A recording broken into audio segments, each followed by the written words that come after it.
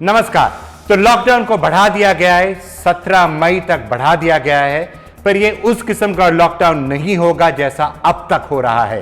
हां, कुछ चीजों पर पाबंदी होगी देश भर में, जैसे कि रेल या हवाई जहाज से चलना, या स्कूल्स या कॉलेजेस या रेस्टोरेंट, होटल्स, या फिर अगर आप मंदिर या मस्जिद जाना चाहें उस पर अभी भी पाबंदी है। पर अन्य इलाकों में, अन्य एक्टिविटीज में, ग्रीन जोन्स या हरे जोन्स में आपको काफी कामकाज करने दिया जाएगा। ऑरेंज जोन्स में कुछ कम और लाल जोन्स में अभी भी काफी रिस्ट्रिक्शंस रहेंगे। चलिए देखते हैं सरकार ने आज क्या कहा है। सरकार ने देश में लॉकडाउन को 2 हफ्ते के लिए और बढ़ा दिया है। यानी अब देश भर में लॉकडाउन 3 मई को खत्म नहीं होगा, बल्कि ये 17 मई तक जारी रहेगा। केंद्रीय गृह मंत्रालय ने इसकी जानकारी दी है। दरअसल देश में जारी कोरोना वायरस का संकट थमता नजर नहीं आ रहा, बल्कि संक्रमितों की संख्या बीते हफ्ते भर में लगातार बढ़ती ही जा रही है। रोजाना 1500 से ज्यादा नए मामले सामने आ रहे हैं। इसके अलावा डॉक्टरों और विशेषज्ञों की लगातार राय ये रही है कि देश भर में 3 मई को लॉकडाउन खत्म न किया जाए, बल्कि इसे कुछ हफ्तों के लिए और बढ़ाया जाए, ताकि बीते करीब 2 महीने की जो मेहनत है वो बेकार न जाए।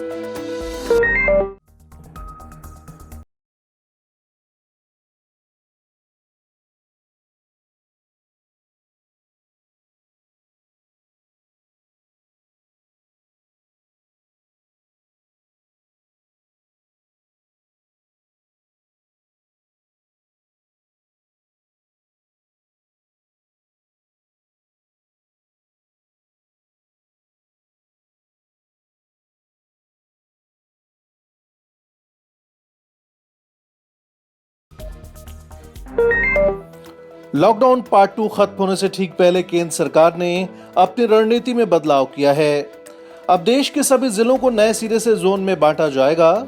स्वास्थ्य मंत्रालय के द्वारा केस की संख्या, डबलिंग रेट और टेस्टिंग के हिसाब से जिलों की नई लिस्ट तैयार की गई है। 3 मई के बाद छूट के लिए इसे ही पैमाना बनाया जा सकता है। आइए ग्राफिक्स के जरिए जानते हैं कि क्या कहते हैं अब सरकार के आंकड़े।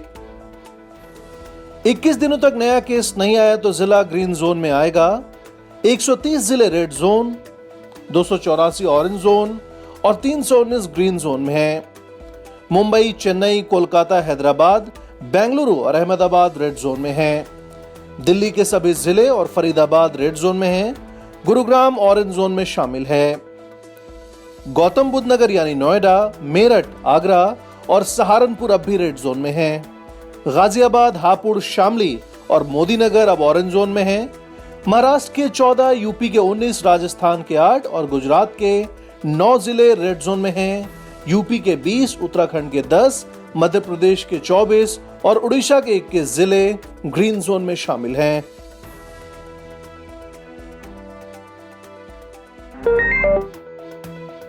शुक्रवार को गृह मंत्रालय ने प्रेस कॉन्फ्रेंस में बताया कि सभी राज्यों से कहा गया है कि आर्थिक गतिविधियों के लिए ये जरूरी है कि राज्य की सीमाओं पर ट्रकों को रोका नहीं जाए। गृह मंत्रालय की प्रवक्ता पुण्य सलिला श्रीवास्तव ने बताया कि अभी भी कई राज्यों में ऐसी समस्या आ रही है। इसीलिए गृह मंत्रालय ने फिर से स्पष्ट किया है कि ट्रक और मालवाहक वाहनों को किसी पास की जरूरत नहीं है, चाहे वो भरे हों या खाली हों। गृह मंत्रालय ने फिर से स्पष्ट किया है कि ट्रक्स और गुड्स कैरियर्स की मूवमेंट के लिए, चाहे वे भरे हुए ट्रक्स हों या खाली हों, अलग से पास की आवश्यकता नहीं है। शुक्रवार शाम 5:30 बजे तक देश भर में कोरोना संक्रमितों की संख्या बढ़कर 35,365 पर पहुंच गई। बीते एक दिन में 1755 नए मामले दर्ज किए गए, तो वहीं 9,065 लोग अब तक ठीक हो चुके हैं, जबकि 1152 लोगों की भारत में कोरोना से अब तक मौत हो चुकी है। बीते एक दिन में 77 नई मौतें दर्ज की गई हैं। दुनिया की बात करें तो दुनिया भर में कोरोना से अब तक 33,28,000 के करीब लोग संक्रमित हो चुके हैं, तो मौत का आंकड़ा बढ़कर 2,34,700 के पार जा चुका है। तो वहीं 10,52,000 से ज्यादा लोग अब तक दुनिया भर में कोरोना से ठीक भी हो चुके हैं। तेलंगाना के लिंगमपल्ली से झारखंड के 1200 प्रवासी मजदूरों को लेकर स्पेशल ट्रेन शुक्रवार सुबह 5 बजे रवाना हो गई।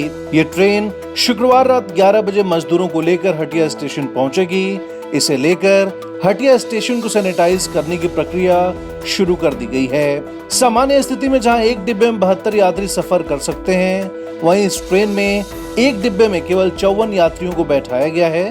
बताया गया है कि इन मजदूरों को भेजने में क्वारंटीन से लेकर सभी जरूरी दिशा निर्देशों का पालन किया गया है। 25 मार्च को लॉकडाउन होने के बाद से चलने वाली ये पहली ट्रेन है। बता दें केंद्र सरकार ने बगैर कोरोना वायरस के लक्षण वाले प्रवासी मजदूरों, छात्रों और अन्य लोगों को घर लौटने की अनुमति दी है। कोरोना के खिलाफ लड़ाई के दौरान भी राजनेताओं के बीच नूरा कुश्ती जारी है। पश्चिम बंगाल सरकार और केंद्र सरकार एक बार फिर आमने सामने हैं। इस बार विवाद है रेड जोन को लेकर। दरअसल पश्चिम बंगाल के मुख्य स्वास्थ्य सचिव विवेक कुमार ने शुक्रवार को स्वास्थ्य मंत्रालय को एक पत्र लिखा है, जिसमें उनका कहना है कि राज्य में केवल 4 रेड जोन हैं, जबकि 30 अप्रैल को राज्य के साथ कैबिनेट सचिव की वीडियो कॉन्फ्रेंस के दौरान प्रस्तुति में 10 दिखाए गए हैं। ममता सरकार ने इस आंकड़े पर कड़ी आपत्ति उठाई है और केंद्र सरकार के असेसमेंट को गलत ठहराया है।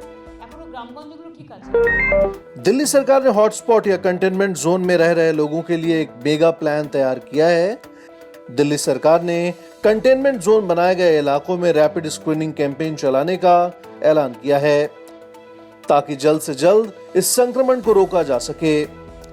दिल्ली में अब कुल 100 कंटेनमेंट जोन हैं। अब आपको बताते हैं कंटेनमेंट जोन में क्या है दिल्ली सरकार का प्लान।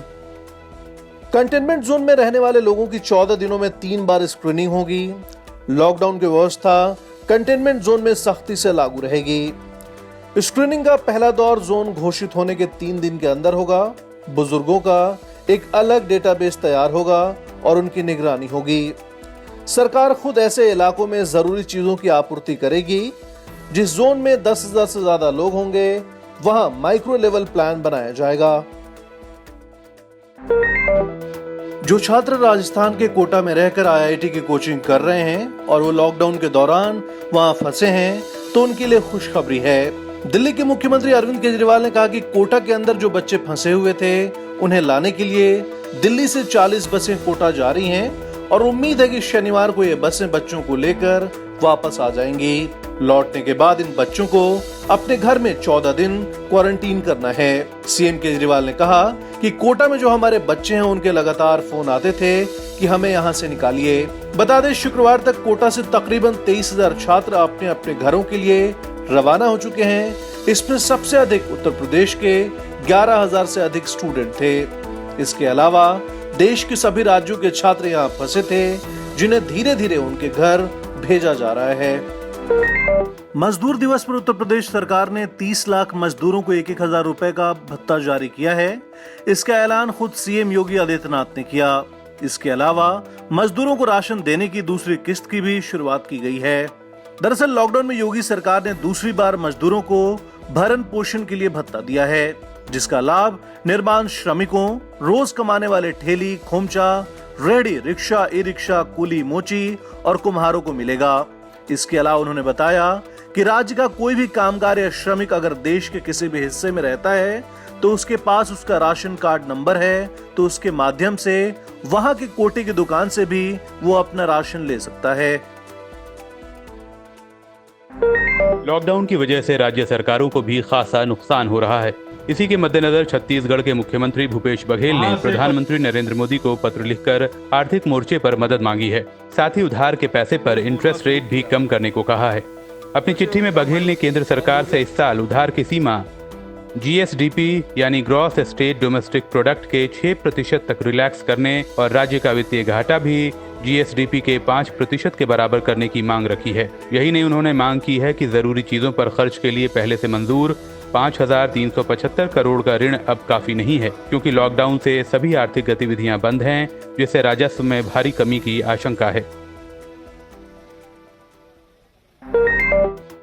देश में छाए कोरोना संकट के बीच सियासत भी अपने चरम पर है। कांग्रेस की पंजाब सरकार ने केंद्र सरकार पर सौतेला व्यवहार करने का आरोप लगाया है। इतना ही नहीं, कांग्रेस के प्रदेश अध्यक्ष सुनील जाखड़ ने सभी से अपने घरों की छत पर 1 मई को तिरंगा फहराने की अपील की है। दरअसल कांग्रेस की एक केंद्र सरकार के खिलाफ विरोध का तरीका है। पंजाब कांग्रेस के नेताओं का आरोप है कि केंद्र सरकार गैर बीजेपी शासित प्रदेशों के साथ समान व्यवहार नहीं कर रही है। मुख्यमंत्री कैप्टन अमरिंदर सिंह का कहना है कि राज्य को लॉकडाउन की वजह से 3360 करोड़ रुपए का मासिक रेवेन्यू घाटा उठाना पड़ रहा है। ऐसे में बिना केंद्र की मदद से कोरोना के खिलाफ लड़ना मुश्किल है। राजस्थान के मुख्यमंत्री अशोक गहलोत को उनके एक विधायक ने पत्र लिखा है जो बेहद चर्चा में है। दरअसल कोटा की सांगोद विधानसभा से कांग्रेस विधायक भारत सिंह कुंदनपुर का कहना है कि जब कोरोना वायरस शराब से हाथ धोने से साफ हो सकता है तो शराब पीने पर गले से भी वायरस समाप्त हो सकता है।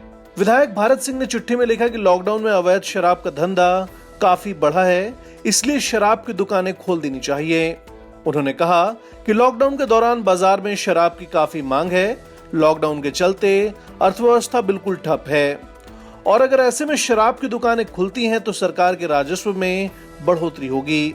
विधायक भारत सिंह कुंदनपुर का कहना है कि यह सरकार के लिए पैसा कमाने का सुनहरा अवसर है।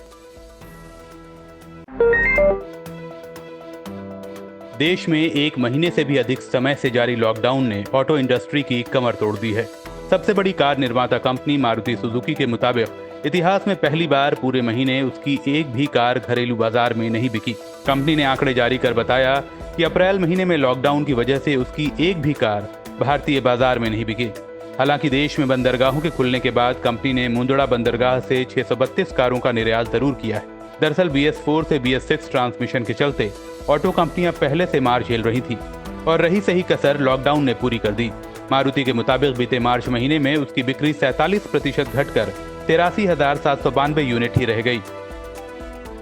कोरोना पर अमेरिका और चीन की तूतू मैमे में एक नया ट्विस्ट आ गया है। अमेरिकी इंटेलिजेंस कम्युनिटी यानी कि USIC ने एक तरह से चीन को पाक साफ बताते हुए कहा कि जानलेवा कोरोना मानव निर्मित नहीं है। उसने कहा कि जो सबूत मिले उसके मुताबिक कोरोना वायरस किसी लैब में जेनेटिक मॉडिफिकेशन के जरिए नहीं बनाया गया है। बता दें कि अमेरिकी राष्ट्रपति ट्रंप चीन पर लगातार ये आरोप लगा रहे थे कि कोरोना को वुहान के लैब में तैयार किया गया है और इसके दुनिया भर में फैलने की वजह भी वही है, लेकिन चीन इससे साफ इनकार करता रहा। उधर अमेरिकी इंटेलिजेंस कम्युनिटी ने चीन को फिलहाल के लिए क्लीन चिट जरूर दे दिया है, लेकिन उसने कहा है कि वो इसे लेकर अपनी जांच अब भी जारी रखेगा कि कोरोना का संक्रमण किसी जानवर के इंसानी संपर्क में आने से हुआ या फिर चीन के लैब में दुर्घटना की वजह से फैला है। दुनिया भर में कोरोना से ठीक होने वालों की संख्या 10 लाख को पार कर गई है। वर्ल्डोमीटर नाम के एक डैशबोर्ड के मुताबिक शुक्रवार दोपहर तक ये संख्या 10,51,994 थी। ये आंकड़ा इस बात की गवाही देता है कि कोरोना वायरस की चपेट में आने का मतलब सीधा मौत नहीं है और इस बीमारी को हराया भी जा सकता है। वहीं अगर ओवरऑल मरीजों की बात करें तो दुनिया में 33,25,000 से ज्यादा लोग इस बीमारी की चपेट में हैं, जबकि 2,34,000 से अधिक लोग अपनी जान गंवा चुके हैं।